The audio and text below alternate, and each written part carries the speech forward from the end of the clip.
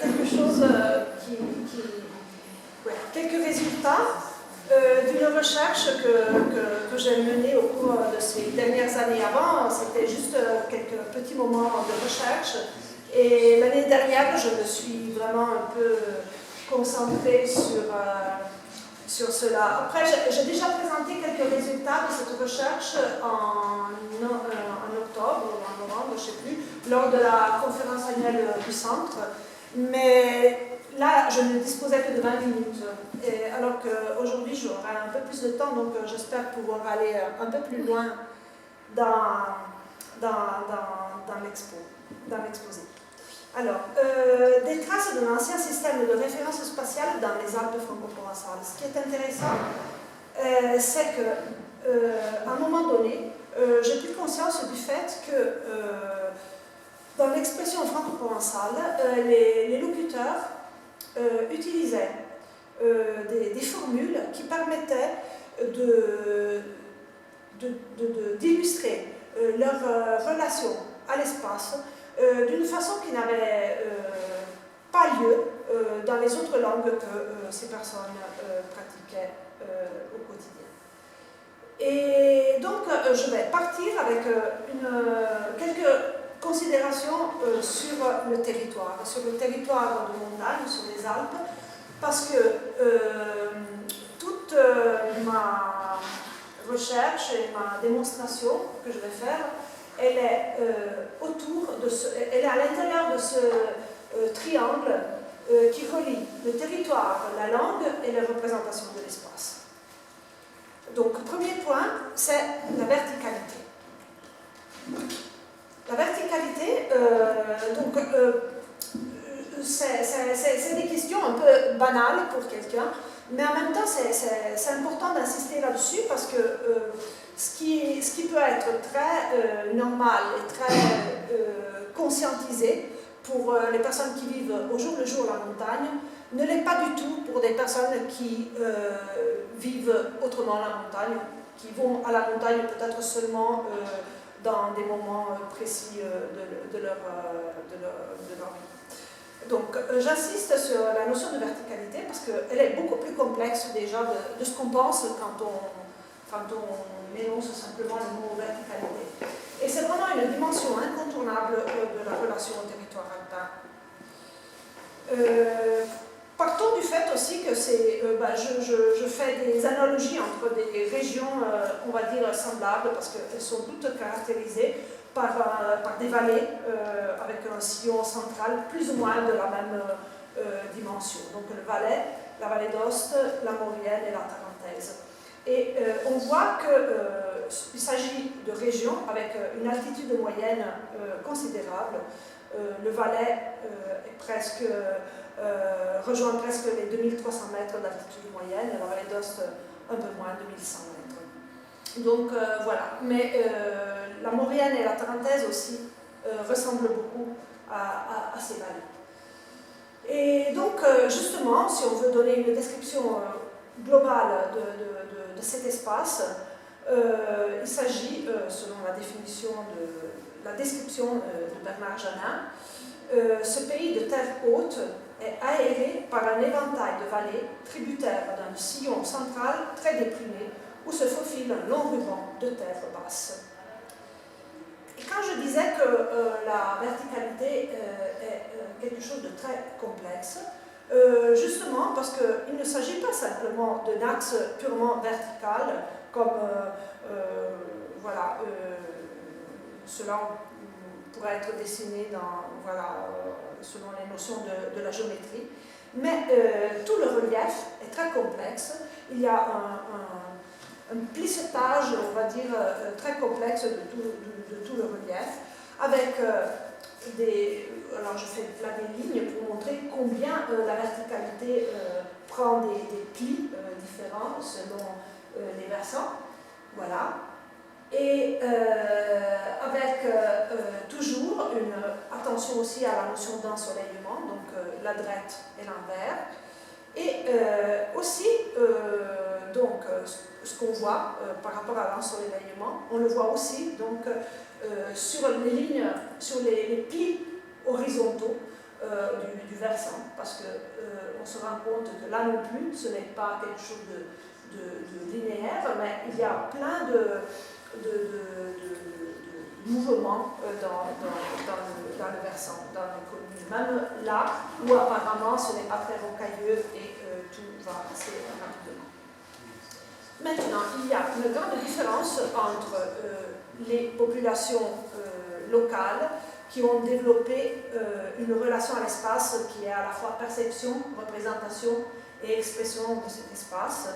Des locaux qui vivent ça d'une façon très spontanée, sans pouvoir peut-être l'exprimer, parce que c'est quelque chose qu'ils ont intériorisé depuis leur première enfance. Et de l'autre côté, il y a justement les géographes qui utilisent beaucoup de noms pour traduire toutes ces notions d'ensoleillement, d'ouverture, de la vallée, et j'en passe. Mais qu'est-ce qu'ils font, les locaux? Ils peuvent faire deux choses, déjà, quand ils parlent de l'espace. Ça, c'est les deux choses les plus faciles à observer. D'un côté, ils expriment des points, simplement des points dans l'espace, à travers des noms de lieux. Alors, quand ils nomment un point dans l'espace, c'est un toponyme, et ça, c'est quelque chose d'assez rapide. Mais très souvent, et la plupart du temps, je dirais même, quand ils expriment leur rapport à l'espace, ils doivent parler du mouvement d'un point à un autre. Donc, c'est vrai qu'ils utilisent deux toponymes, mais ils construisent une phrase et il y a une complexité qui s'introduit dans le discours. Je vous fais un exemple. Au fond de la vallée. Au fond de la vallée, c'est une expression que je me suis amusée un peu à analyser en français et en italien. Et on se rend compte que dans ces deux langues, au fond de la vallée veut dire énormément de choses du point de vue de quelqu'un qui vit à la montagne et qui doit exprimer toutes les nuances que j'ai montrées tout à l'heure avec ce plistage des versants. Alors, par exemple, là j'ai mis quelques points, j'ai mis le point 1, le point 2, le point 3, le point 4.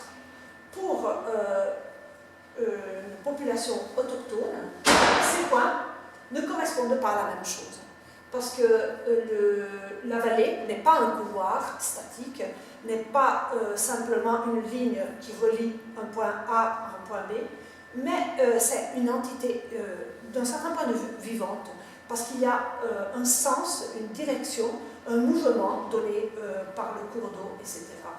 Donc, par exemple, il pourrait y avoir des expressions de ce type pour définir, parce que pour l'autochtone, il est important de définir où se situe l'action, où il faut aller, etc. Donc, outre Ucar, sui sonzo, bas de Sudjuir, par exemple, si c'est dans le sillon de la vallée, mais vraiment à côté de l'eau. Alors, bas de Sudjuir, bas d'Aperler, pour dire plus ou moins la même chose.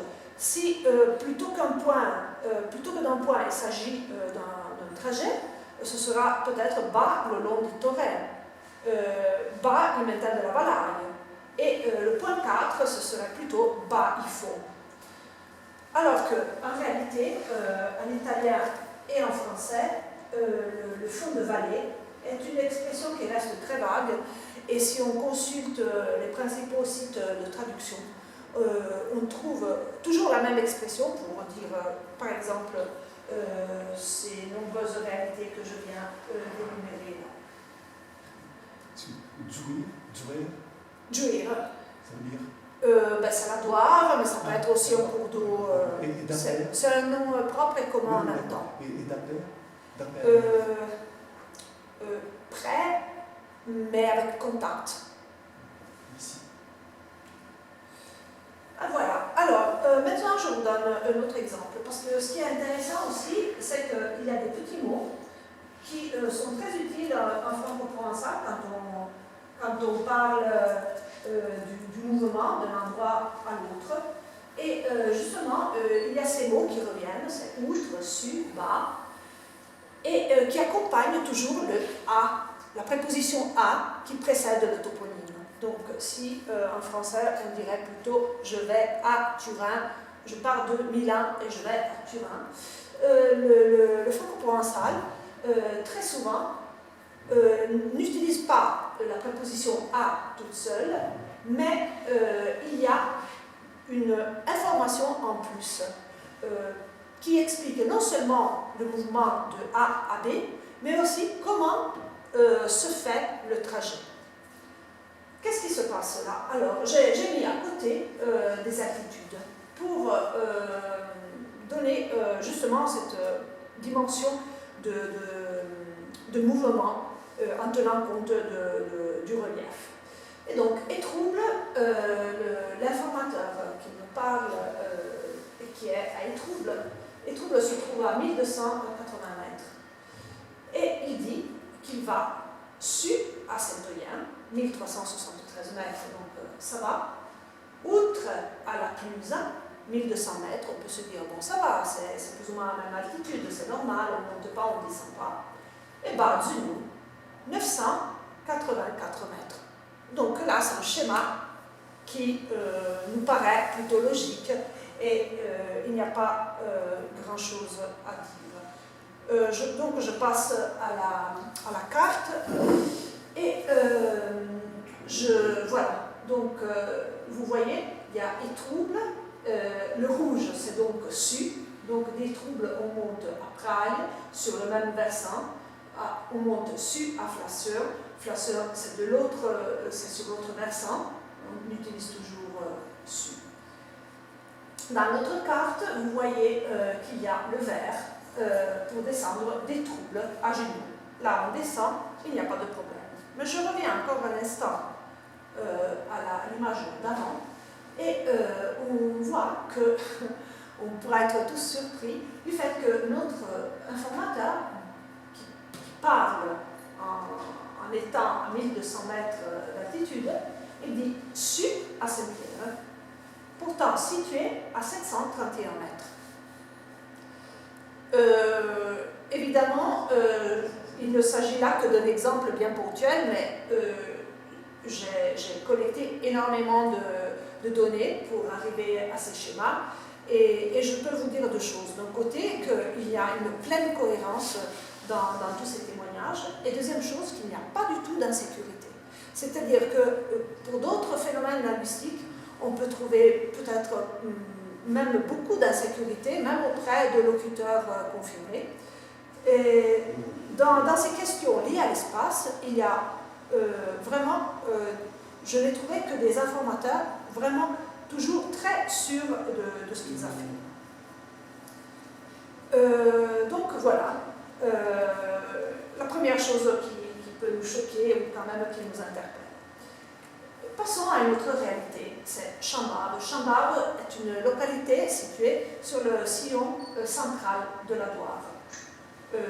La personne qui me parle se trouve dans le village de Diemo, à 579 mètres d'altitude.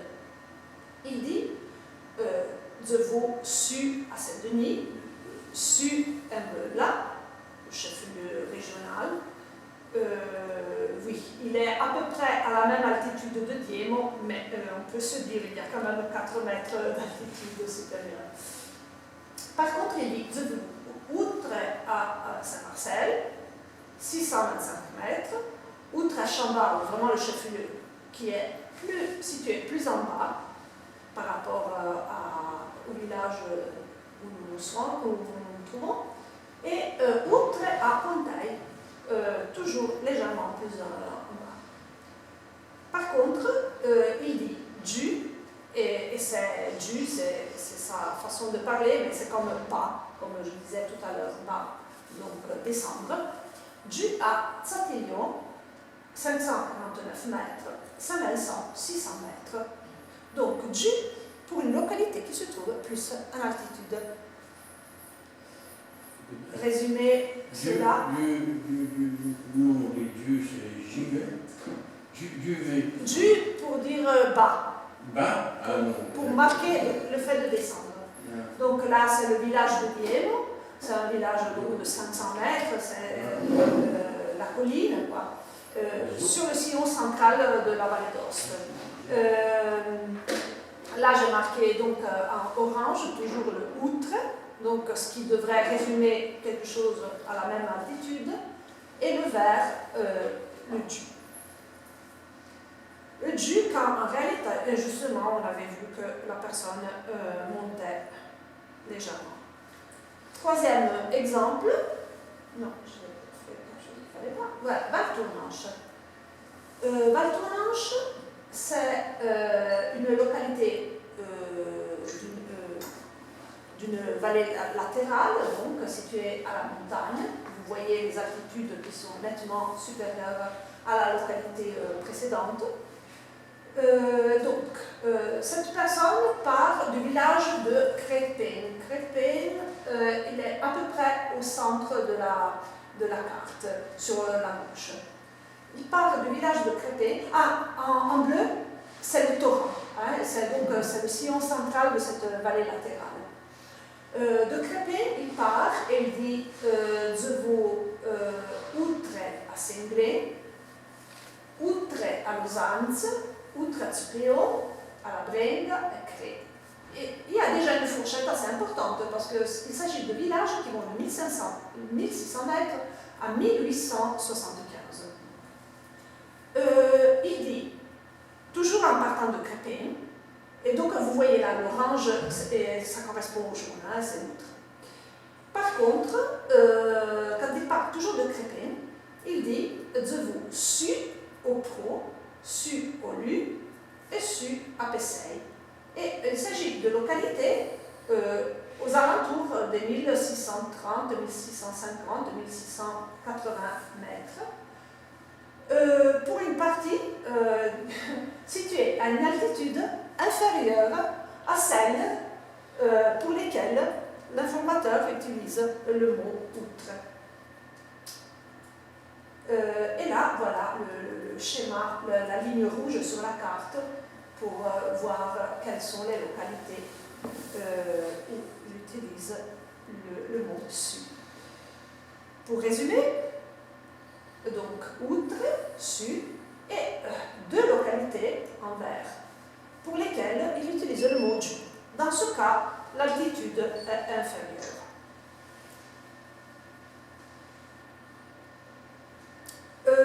Voilà. Alors, j'ai malheureusement oublié mes papiers, donc je dois faire un peu de pour retrouver mes notes, mais j'y arrive. Donc voilà. Qu'est-ce qui se passe? On se rend compte donc qu'il y a une logique qui n'est pas liée uniquement à l'altitude, même si l'altitude a une valeur, mais il y a quelque chose de différent, c'est-à-dire que la place de la localité à l'intérieur d'une vallée joue un rôle fondamental. Qu'est-ce que c'est cette place et qu'est-ce que c'est ce rôle? Il est donné par le cours d'eau qui traverse la vallée et surtout qui dynamise l'ensemble de l'espace. C'est-à-dire que, justement, comme je disais tout à l'heure au fond de la vallée n'est pas une entité statique, n'est pas un couloir plat, mais il s'agit d'une vallée qui est une entité dynamique avec un haut, un bas et inscrite dans un mouvement.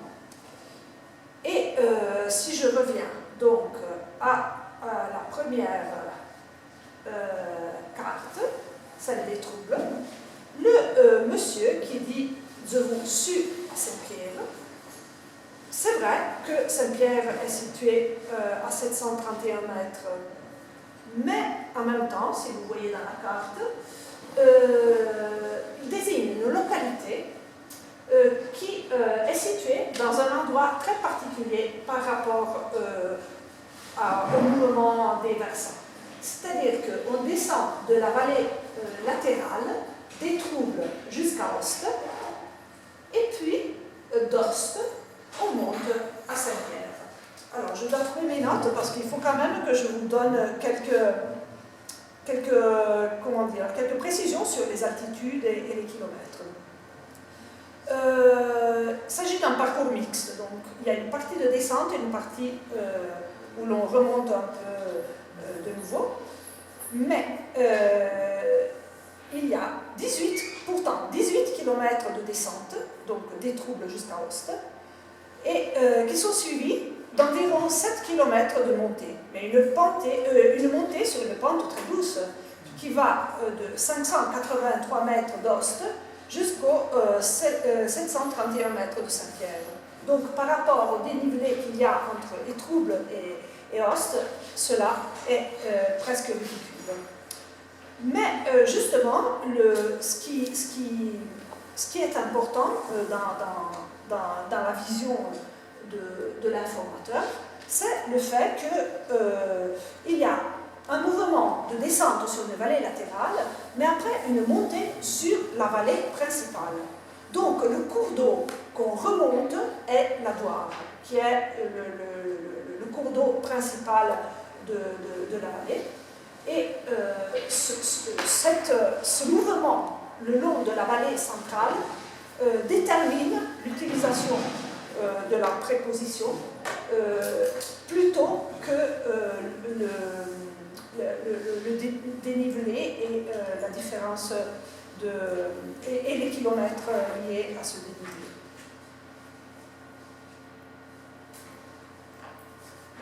Voilà. Et donc, on trouve la même chose dans l'autre exemple que je vous ai donné tout à l'heure. Dû à Sévincin, c'est le dernier au fond. Sévincin est à 600 mètres, Diemont 579. C'est vrai, il y a juste une petite pente, mais quand même, si on pense qu'il s'agit d'une langue qui est parlée depuis bien avant l'avènement de la voiture, donc on marche, on se rend compte physiquement de l'effort qu'on fait quand on monte, ne serait-ce qu'une petite pente. Donc il y avait cette conscience de montée, et pourtant on suit le cours de l'eau qui descend dans la vallée.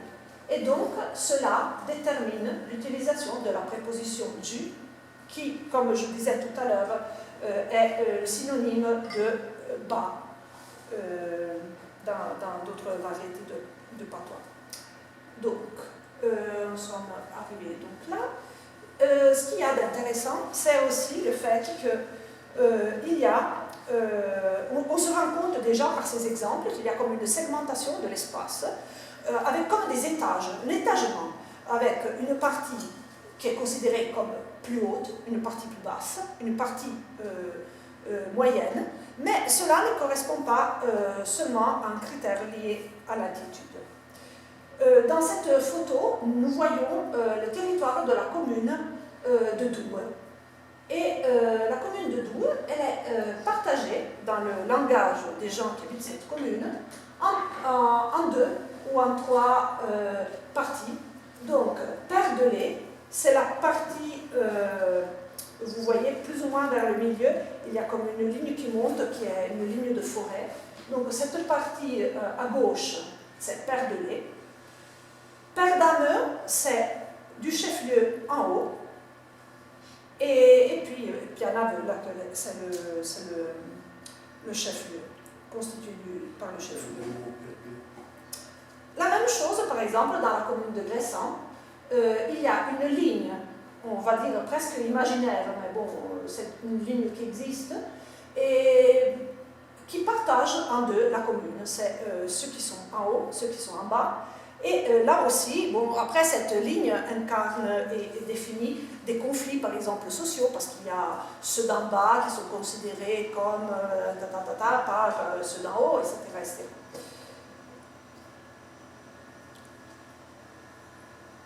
La même chose, oui, encore, par exemple, la commune de Yass, c'est encore la même chose, il y a Père de Zotte et Père d'Ameur.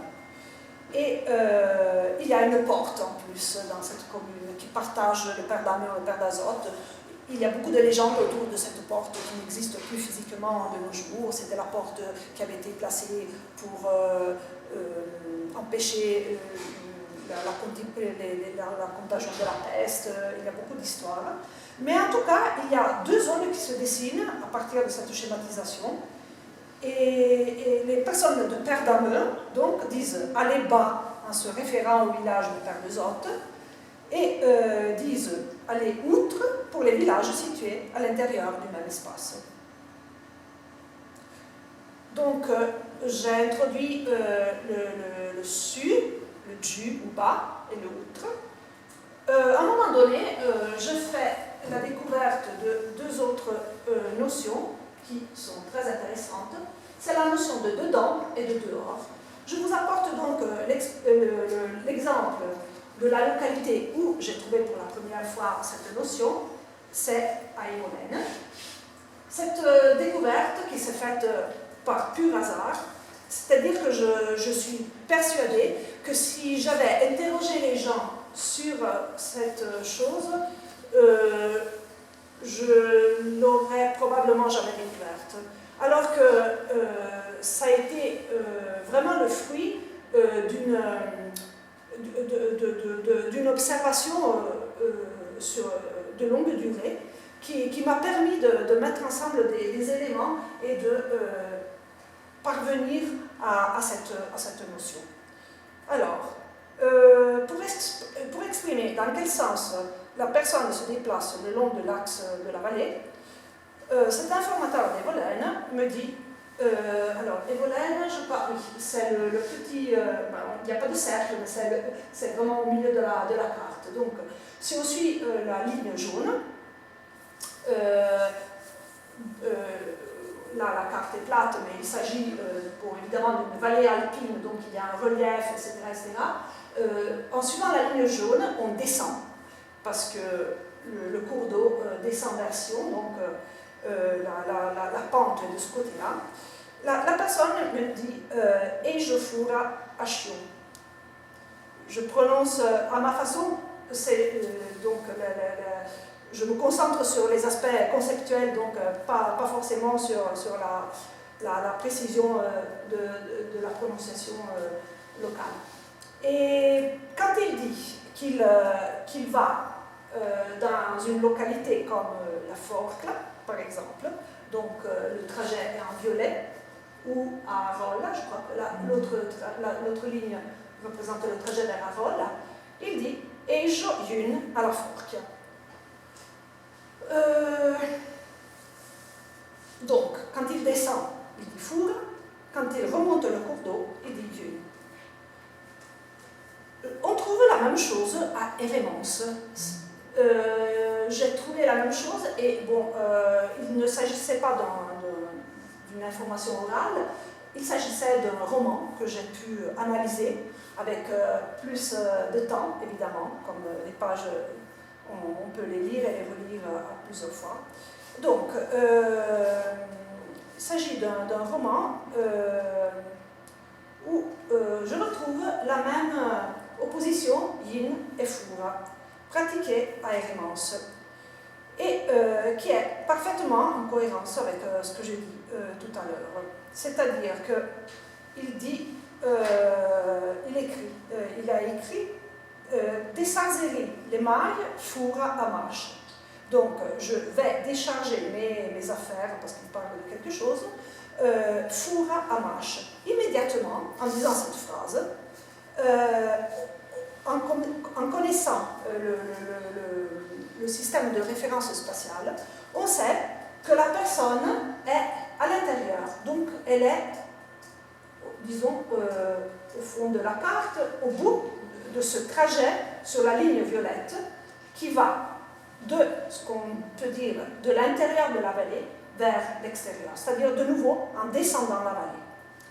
L'autre phrase, Yereta de la maison du Merab, Yin Amash, Doton, Novagin et ça, Yinli. Donc, j'ai hérité de la maison de cette personne, Amash, mais en français on dirait Amash. En réalité, il dit Yin Amash, parce qu'il se trouve tout au bout de la ligne jaune et il remonte la vallée jusqu'à Mash. Donc, immédiatement, on n'a pas seulement un point, comme je disais tout à l'heure, définir un point de plan espace, mais on a aussi l'information du trajet que fait la personne, du point de départ à travers la vallée pour arriver au point d'arrivée. Donc la première phrase est prononcée par un homme qui descend de l'alpage dans le village d'Oumache. Donc